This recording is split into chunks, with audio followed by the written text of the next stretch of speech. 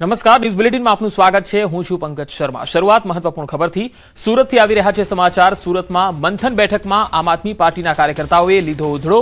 આપના કાર્યકર્તાઓનો video viral થયો છે। આપના નેતાઓનો ઉધડો લીધો। પેરાશૂટ લઈને આવેલા ટિકિટ આપી દીધાનો આક્ષેપ લગાવ્યો। વિધાનસભાની ભૂલ કોર્પોરેશનમાં પણ કરી હોવાનો આરોપ અહીંયા લગાવતા જોવા મળ્યા કાર્યકર્તાઓ। નેતાઓ કાર્યકર્તાઓના ફોન ન ઉપાડતા હોવાનો પણ આરોપ લગાવતા જોવા મળ્યા। તો સુરતમાં આમ આદમી પાર્ટીની મંથન બેઠક હતી, કારણ કે સુરતમાં પાછલી ચૂંટણીમાં જે 27 કોર્પોરેશનની બેઠકો આમ આદમી પાર્ટી પાસે હતી, આ વખતે આમ આદમીનો રકાસ થયો છે કોર્પોરેશનમાં, ત્યારે તેને લઈને આ મંથન બેઠક હતી। ઘણા અધિકારીઓ, આપણા પદાધિકારીઓ છે, ફોન કાર્યકર્તાના ઉપાડતા નથી। પહેલું એ ઘણા પદાધિકારીઓ ફોન ઉપાડતા નથી કાર્યકર્તાને ઇગ્નોર કરવાની જે સિસ્ટમ છે, એ પહેલો મુદ્દો। બીજો મુદ્દો, જે પણ કાર્યકર્તા સક્રિય રીતે કામ કરે એની જગ્યાએ વોર્ડ ફેરવીને બીજી જગ્યાએ ટિકિટ આપવાનું, આ તમારો ઇન્ટરનલ મામલો જે હોય તે। બીજું, મારે મનોજભાઈ સાથે વાત થઈ હતી ત્યારે મનોજભાઈ એવું કીધું કે જે વ્યક્તિ પાર્ટીમાં કામ કરે છે એને આપણે ટિકિટ આપીએ છીએ, બરાબર? તો વોર્ડ 1 માં બેન ભાજપમાંથી આવે તરત ટિકિટ આપી, મુદ્દો લખ્યો છે। પેરાશૂટ જે ઉમેદવાર આવે છે ને એને જે ટિકિટ આપવામાં આવે છે ને, એ મોટામાં મોટી નિરાશા છે કાર્યકર્તામાં। જે વિધાનસભામાં જે ભૂલ કરી હતી ને એ જ ભૂલ તમે આ કોર્પોરેશનના ઇલેક્શનમાં કરી છે કે કાર્યકર્તાને સંકલનમાં લીધા વગર જે કામ કર્યું છે એ તમારી મોટામાં મોટી ભૂલ છે। તમે સ્વીકારો નહીં સ્વીકારો, અમને સાંભળશો નહીં સાંભળો, બધી વાત છે। અમે કાર્યકર્તા હાથતા રહેશું અને હજી રહેશું, કામ કરશું, પણ તમે જો પેરાશૂટ લાવશો તો અમે કોઈ કામ કરશું નહીં। આપણી સાથે ફોન લાઈન પર આમ આદમી પાર્ટીના કાર્યકર રોહિત સુતરિયા જોડાયા છે। રોહિતભાઈ, આજે મંથન બેઠકમાં તમે જે આક્ષેપો લગાવતા દેખાઈ રહ્યા છો, શું આ વાત સાચી છે? કેટલું તથ્ય છે તમારી આ વાતમાં, અને સંગઠન તરફથી તમને શું જવાબ મળ્યો?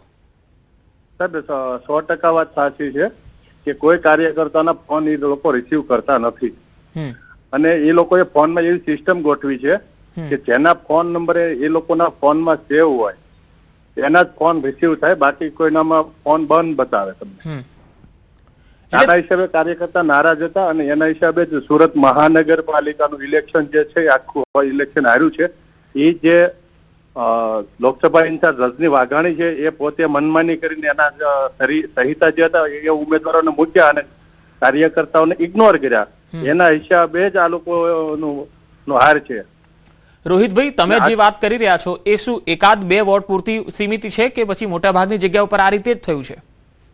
મોટા ભાગની જગ્યા પર જ થયું છે કે ટોટલ જગ્યા પર જે બી કાર્યકર્તા છે બધા જ નારાજ હતા। કાર્યકર્તાને કોઈ પણ સંકલનમાં લીધા વગર પોતાના સહિતા જે 15-20 જણાની ટોળી છે એ લોકોને ઇલેક્શન લડાવવાનું હતું, વિરોધ પક્ષમાં બેસવાનું હતું। મેયર બનવાની તો વાત જ નહીં હતી એ લોકો પાસે। વિરોધ પક્ષમાં બેસીને સાથે કામ કરીને મલાઈ ખાવાની વાત હતી આ બધી, એટલે કાર્યકર્તાઓને આજ સુધી સંકલનમાં લીધા નથી આ લોકોએ। તો રોહિતભાઈ, કોણ કોણ એવા વ્યક્તિઓ છે સંગઠનના, કયા નેતાઓ છે જે તમારા ફોન ન ઉપાડતા હોય, કાર્યકર્તાઓના ફોન ન ઉપાડતા હોય?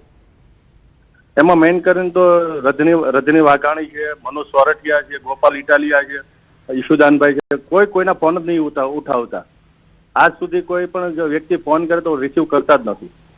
રોહિતભાઈ, આપ મારી સાથે જોડાયેલા રહેશો। હાલ આમ આદમી પાર્ટીના જ પ્રવક્તા યોગેશ જાદવાણી આપણી સાથે જોડાયા છે। યોગેશભાઈ, સુરતમાં જે મંથન બેઠક થઈ તેમાં રોહિતભાઈ નામના જે કાર્યકર્તા છે તેઓ આરોપ લગાવી રહ્યા છે કે પેરાશૂટ ઉમેદવારોને સીધી ટિકિટ આપી દેવાય છે, સ્થાનિક કાર્યકર્તાઓને ઇગ્નોર થાય છે। આપની પ્રતિક્રિયા શું છે? ચોક્કસપણે જે પાર્ટીના કાર્યકર્તાઓ હોય છે અને પાર્ટી પ્રત્યેની એક લાગણી હોય છે, જ્યાં પણ પાર્ટીમાં સ્વાભાવિક રીતે જ્યારે પાર્ટીમાં કોઈ પણ પરિણામો કે રિઝલ્ટો લેવાતા હોય અથવા તો નિર્ણયો લેવાતા હોય તો કાર્યકર્તાનો પૂરો હક અને અધિકાર છે કે એની પાર્ટી છે એને પાર્ટીને પ્રેમ કરે છે, પાર્ટી પર લાગણી છે, ત્યારે જ કાર્યકર્તા પાર્ટી પર સવાલ ઉઠાવી શકે કે આ પાર્ટીમાં જે ખોટું થઈ રહ્યું હોય તો એ કહી શકે છે કાર્યકર્તા। આ પાર્ટી પ્રત્યેની કાર્યકર્તાઓની લાગણી છે। પણ યોગેશભાઈ, ટિકિટ ચલો ના મળે એ સમજીએ, પણ ફોને ના ઉપાડે, કાર્યકર્તાઓના નંબર સેવ ના હોય એટલે ફોન બંધ જ બતાવે, એવું રોહિતભાઈ કહે છે, તો આ કેટલું યોગ્ય? તો ચોક્કસપણે આમ આદમી પાર્ટી નાની પાર્ટી છે. અમારી પાસે સંસાધનોની કમી છે. જેટલી ભારતીય જનતા પાર્ટી પાસે જેટલા પ્રમાણમાં નેતાઓની ફોજ અને સંસાધનો તમામ પ્રકારના યંત્રો તંત્રો છે એવું નથી. એટલે સ્વાભાવિકપણે જ્યારે ચૂંટણીનો સમય હોય એટલે દરેક વ્યક્તિઓ પોતપોતાના કામમાં ખૂબ વ્યસ્ત હોય છે અને બને એટલું બધા જ નો જવાબ આપવાની કોશિશ કરતા હોઈએ, છતાં પણ ક્યાંક એવું બને કે કામના વ્યસ્તતાના અભાવે કોઈના ફોન ન ઉપાડ્યા હોય તો એવું પણ બની શકે. પણ બને ત્યાં સુધી દરેક કાર્યકર્તાઓ દરેકના ફોન ઉપાડી અને દરેકને જવાબ દેવાની કોશિશમાં દરેક નેતાઓ હોય છે, કારણ કે એ પોતે જવાબદારીનો એક ભાગ હોય છે. એમને પણ એમની જવાબદારી ખબર હોય. દરેકને કોઈ પણ પાર્ટીનો નેતા હોય એમની પાર્ટીને ઉપર લઈ જવા માટેની તનતોડ મહેનત રાત દિવસે કરતો હોય છે. યોગેશભાઈ, જો રોહિતભાઈ પણ આપણી સાથે જોડાયેલા છે, તેમનું કહેવું છે જે આક્ષેપો છે તમારી દ્રષ્ટિએ લાગણી તો રજૂ કરી શકે છે, પણ એ આરોપોમાં સચ્ચાઈ છે ખરી યોગેશભાઈ? નહીં, રોહિતભાઈ એમને કયા પ્લેટફોર્મ પરથી કોના સાથે વાત કરવાની કોશિશ કરી એ મને ખબર નથી, પણ રોહિતભાઈની વાત કદાચ સાચી હશે તો એમને પાર્ટીના નેતાઓનું ધ્યાન દોર્યું છે. ચોક્કસપણે એમાં જે કાંઈ પણ ઘટતું હશે એમાં સુધારો કરી અને પાર્ટી દરેક નેતાઓ એના કાર્યકર્તાઓના અવાજને વાચા કેવી રીતે આપવી, એની સમસ્યાનો અને પ્રશ્નોનો ઉકેલ કેવી રીતે લાવવો એ દિશામાં ચોક્કસથી પ્રયાસો કરશે. જી, રોહિતભાઈ અમારી સાથે છે. રોહિતભાઈ, તમે જે રજૂઆત કરી હતી, કયા કયા નેતાઓ સમક્ષ આ રજૂઆત થઈ હતી, શું પ્લેટફોર્મ હતું એ પણ જણાવો, જેથી યોગેશભાઈ પણ તમને સાંભળે. સાહેબ, છેલ્લા 1 મહિનાથી હું મેં રાકેશભાઈ નો કોન્ટેક્ટ કરેલો, મનોજભાઈ નો કોન્ટેક્ટ કરેલો, રજની વાઘાણી નો કોન્ટેક્ટ કરેલો, ગોપાલભાઈ નો કોન્ટેક્ટ કરેલો, બધાને કોન્ટેક્ટ કરીને બધા સાથે વાત કરવાની મેં ટ્રાય કરેલ. બરાબર.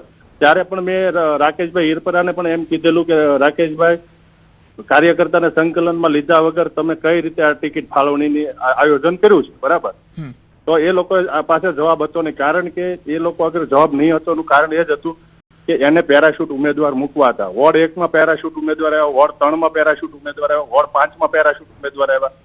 વોર્ડ 5 માં તો જે આમ આદમી પાર્ટીમાં રાજીનામું આપીને વૈયા ગયા હતા એને પાછા લાવ્યા કે ભાઈ અમારે ઇલેક્શનની જીતવા માટે જે ઉમેદવાર ઓલરેડી કોંગ્રેસમાં હારી ચૂક્યો હતો આમ આદમી પાર્ટીની વિરુદ્ધમાં, એ જ ઉમેદવારને પાછા લાવ્યા. એની કેરેક્ટર પણ બહુ ખરાબ છે. રોહિતભાઈ, તમે જે પેરાશૂટ ઉમેદવારની વાત કરો છો, શું કારણ છે કે પાર્ટીને પેરાશૂટ ઉમેદવાર પ્રત્યે વધારે પ્રેમ છે? હું આ જવાબ યોગેશભાઈ પાસેથી પણ લઈશ, પણ તમારો જવાબ શું છે? મારો જવાબ એવો છે કે પેરાશૂટ ઉમેદવારને પૈસાના રિસેપ્ટથી લાવ્યા હોય એવું મને લાગે છે કે ત્યાંથી ફંડિંગ એ લોકોને મળતું હોય અને કાર્યકર્તાને તો ઓનલી. યોગેશભાઈ, તમે શું કહેશો આ આક્ષેપોમાં? પાર્ટી હંમેશા પાર્ટીમાં પરિણામ મળે, રિઝલ્ટ લક્ષી કામ પાર્ટી કરતી હોય છે. એમાં કોઈને ઇગ્નોર કરવા કે કોઈના પેરાશૂટ લાવવા આવી ક્યારેય પાર્ટીની કોઈ ગણતરી ન હોય. પણ પાર્ટી એ તો કેવું છે કે એક વખત આપણને પરિણામ ન મળે પછી 100 વાંધા દેખાય, પણ જ્યારે પાર્ટી કામ કરતી હોય છે ત્યારે પાર્ટી ચોક્કસ પરિણામની દિશામાં વધારે લીડથી જીતી શકે એવા હોય અને મજબૂત હોય એ પ્રકારની દિશામાં પાર્ટીના પ્રયાસો હોય છે.